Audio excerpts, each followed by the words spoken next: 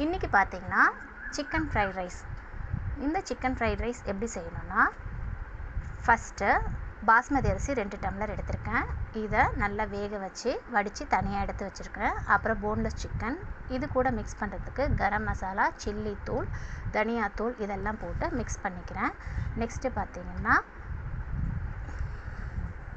தேவையான அளவு salt, ginger garlic paste, அப்புறம் கொஞ்சோண்டு கார்ன்ஃப்ளவர் மாவு, அப்புறம் கொஞ்சோண்டு அரிசி மாவு.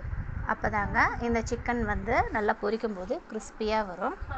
இப்போது நெக்ஸ்ட்டு பார்த்திங்கன்னா இது ஒரு 30 மினிட்ஸ் ஆகுது ஊறணுங்க, மசாலா தடவி வச்சதுக்கப்புறம். இது கூட பார்த்திங்கன்னா சைட்லேயே என்ன பண்ணுறேன், ஒரு 3 முட்டை எடுத்துக்கிறேன்.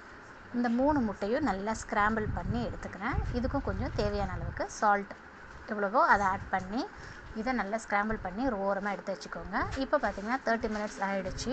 இந்த சிக்கன் எல்லாத்தையும் 65க்கு நம்ம எப்படி பொரிப்போமோ அந்த மாதிரி எண்ணெயில் பொரித்து எடுத்துக்கணும். கொஞ்சம் கொஞ்சமாக இப்போ சிக்கன் போட்டு அதையும் பொரித்து எடுத்துக்கிறேன். இப்போ இந்த மாதிரி சிக்கன் எல்லாம் பொரித்து அதையும் ஒரு ஓரமாக வச்சுக்கோங்க. நெக்ஸ்ட்டு மறுபடியும் கடாயில் எண்ணெயை ஊற்றிக்கோங்க.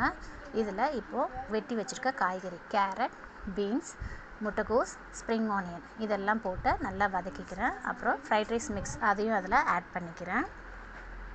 இப்போ இது எல்லாமே நல்லா வதங்கணும். இப்போ இதில் ரெட் சில்லி சாஸ் அதையும் ஒரு ஸ்பூன் இதில் ஆட் பண்ணிக்கிறேன். அப்புறம் பார்த்திங்கன்னா டார்க் சோயா சாஸ் இதுவும் 2 ஸ்பூன் இதில் ஆட் பண்ணிக்கிறேன். இப்போ இதெல்லாம் நல்லா வதங்கி வரணும். வதங்கி வந்ததுக்கப்புறமா நம்ம வேக வச்ச பாஸ்மதி அரிசி அதையும் அதில் போட்டு நல்லா மிக்ஸ் பண்ணி விட்டுக்கணும். நெக்ஸ்ட்டு பார்த்திங்கன்னா ஸ்க்ராம்பிள் பண்ண எக்ஸும் வறுத்து வச்ச சிக்கனையும் அதில் ஆட் பண்ணிக்கணும். இது எல்லாத்தையும் நல்லா மிக்ஸ் பண்ணி விட்டுக்கோங்க. சிக்கன் ஃப்ரைட் ரைஸ் ரெடி ஆகிடும். கடைசியாக கொத்தமல்லியும் அதில் தூவி விட்டுக்கிறேன். இப்போ நீங்கள் இதை சாப்பிட்டிங்கன்னா நல்லா சூப்பராக இருக்கும். இந்த மாதிரி நீங்களும் உங்கள் வீட்டில் செஞ்சு ட்ரை பண்ணி பாருங்கள். தேங்க்யூ.